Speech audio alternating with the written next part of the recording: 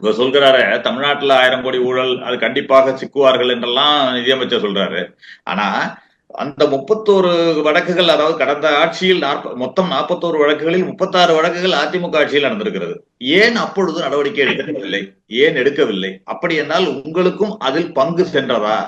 அதிமுக ஆட்சியில் நடந்த ஊழலில் உங்களுக்கு பாஜகவிற்கு பங்கு சென்றதா என்ற கேள்வி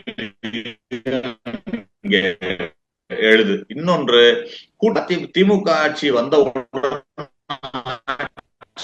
மாற்றம் ஏற்பட்டவுடன் இதன் மீது திமுக ஆட்சி மீது களங்கம் சுமத்த வேண்டும் என்பதற்காகவே இந்த வழக்கு எடுக்கப்பட்டிருக்கிறது என்பதுதான் எல்லோருடைய பார்வையாகவும் இருக்கிறது. அதுதான் உண்மையாகவும் தெரிகிறது. நீங்க இவர்கள் இடி இதெல்லாம் சொல்றீங்க. கடந்த பாராளுமன்ற கூட்டத்தொடர்ல ஒரு கேள்விக்கு பதில் சொல்லும் பொழுது கிட்டத்தட்ட 160க்கும் மேற்பட்ட வழக்கு எம்பி எம்எல்ஏக்கள் மீதான இடி வழக்கு பதிவு செய்திருக்கிறது, கைது நடவடிக்கைகள் எல்லாம் செய்திருக்கிறது 160க்கும் மேற்பட்ட எம்பி எம்எல்ஏக்கள் மீது. ஆனால் 2 வழக்குகளில் மட்டுமே குற்றம் நிரூபிக்கப்பட்டிருக்கிறது.